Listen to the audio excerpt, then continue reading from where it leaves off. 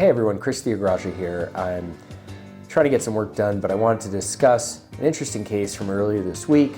I had a patient and her friend who came in who essentially bought filler online. It wasn't the normal fillers that we'd heard about, like Restylane or Juvederm or anything like that.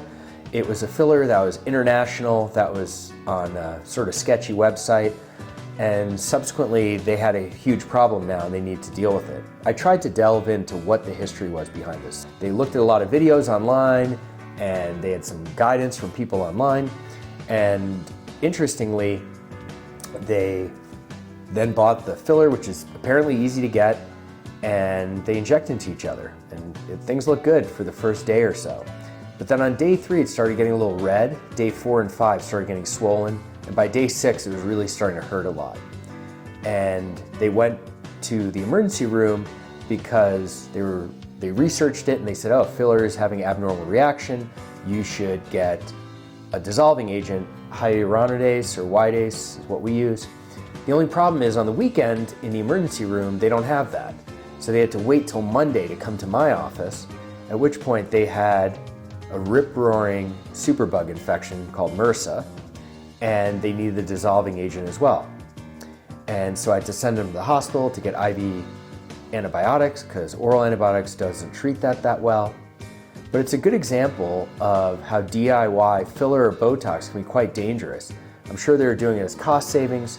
I can't imagine what a hospital admission cost is in comparison to a vial of filler.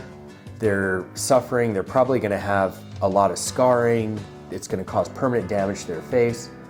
I've seen in my career 2 other circumstances where people have tried their own DIY treatments of Botox or fillers, and the main problems are that you don't know exactly what you're getting.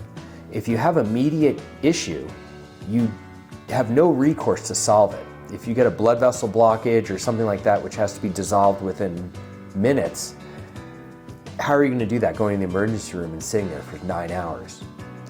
And finally, if you have an infection or something like that, the costs that you sustain just totally engulf any costs that you saved on the actual filler itself. I wouldn't inject filler in myself at home because if I get an intravascular injection, who's dissolving it at 10 o'clock at night? No one.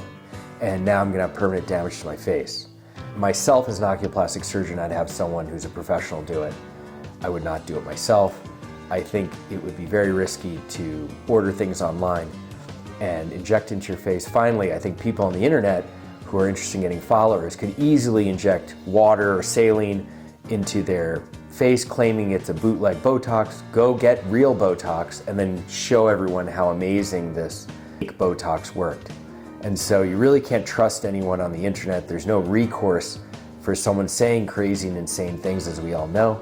I thought I'd share this case out there and educate patients that it's a terrible idea and you just want to avoid doing stuff like that.